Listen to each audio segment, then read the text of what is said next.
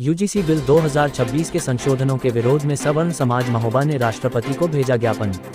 महोबा, केंद्र सरकार द्वारा प्रस्तावित यूजीसी बिल 2026 में किए गए संशोधनों के विरोध में सवर्ण समाज महोबा के तत्वावधान में महामहिम राष्ट्रपति के नाम एक ज्ञापन प्रेषित किया गया। ये ज्ञापन जिलाधिकारी महोबा के माध्यम से राष्ट्रपति सचिवालय एवं प्रधानमंत्री कार्यालय को भेजा गया। ज्ञापन सौंपने के दौरान जनपद महोबा में कार्यरत विभिन्न ब्राह्मण संगठनों के प्रतिनिधियों सहित क्षत्रिय एवं वैश्य समाज के लोगों की बड़ी संख्या में सहभागिता रही। उपस्थित जनसमूह ने एक स्वर में उच्च शिक्षा में अध्ययनरत छात्र छात्राओं के मध्य विभेद उत्पन्न करने, भेदभाव एवं वैमनस्य फैलाने वाले विश्वविद्यालय अनुदान आयोग यूजीसी के प्रस्तावित नव प्रावधानों का पुरजोर विरोध किया। संगठन के प्रतिनिधियों ने बताया कि यूजीसी बिल 2026 में प्रस्तावित संशोधन शिक्षा व्यवस्था पर प्रतिकूल प्रभाव डालने वाले हैं। उनका कहना था कि इन प्रावधानों से मेरिट प्रणाली कमजोर होगी, शिक्षण संस्थानों की स्वायत्तता प्रभावित होगी तथा समाज में असमानता की भावना को बढ़ावा मिलेगा, जो प्रतिभावान विद्यार्थियों के भविष्य के लिए घातक सिद्ध हो सकता है।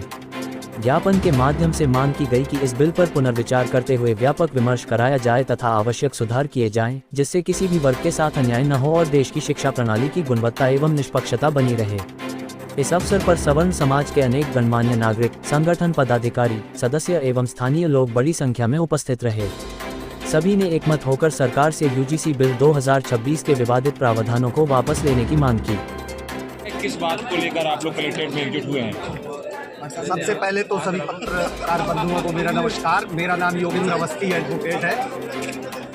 ये जो सरिया रूपी कानून जो माने भारत के सनातनी कहे जाने वाले प्रधानमंत्री श्री नरेंद्र मोदी जी के द्वारा सवर्णों के ऊपर थोपा गया है, वास्तव में ये सरिया है जो इस देश में लागू नहीं होना चाहिए था।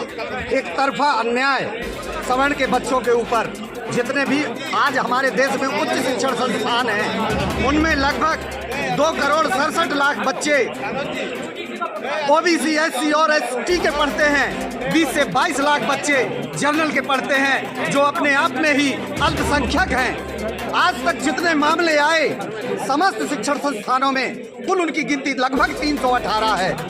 इसका अगर प्रतिशत निकालें तो 0.018 लगभग होता है। आप समझिए, इस कानून की कोई मांग किसी भी जन समुदाय के द्वारा नहीं की गई, फिर भी माननीय नरेंद्र मोदी जी की और अमित शाह जी की आंतरिक कुंठा की वजह से आज सवर्ण समाज लगभग इस देश के अन्य प्रदेशों में कुल मिलाकर जो 35% के रूप में है, उसकी अनदेखी करते हुए इन्होंने अपने कोर वोट पे ऐसा आघात किया है जो 2 सीटों से लेके आज 400 तक का सपना इनको दिखवाया। उन्होंने अपने खून से सींचा है, इनको बलिदान दिए हैं और आज भी यह समाज पीछे हटने वाला नहीं है। इसी में मंगल पांडे, सुखदेव राजगुरु, भगत सिंह जैसे वीरों को जना गया है, जिन्होंने सुभाष चंद्र बोस जो हमारे आदर्श हैं, और हमारा मानना है कि आने वाले समय में अगर सरकार इस कानून को वापस नहीं लेती तो इसकी ईंट से ईंट बजा के रख देंगे। इसमें कोई संदेह नहीं है। हम रहें या न रहें, लेकिन अपने बच्चों के लिए इतना जरूर करके जाएंगे कि चाहे आने वाली पीढ़ी ये याद करेगी। भारत माता की ज्ञापन है।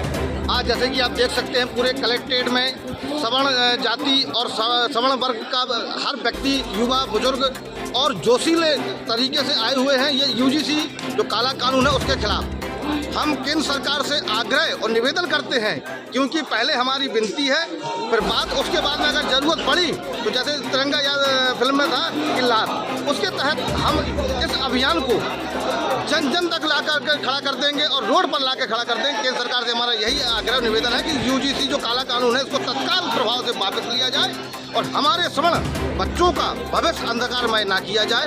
इसी आग्रह के साथ, ये तो अभी एक ट्रेलर है, अभी फिल्म बहुत बाकी है और यहाँ से लेकर के हम लोग सड़क से लेकर सदन तक इस आंदोलन को लेकर के जाएंगे।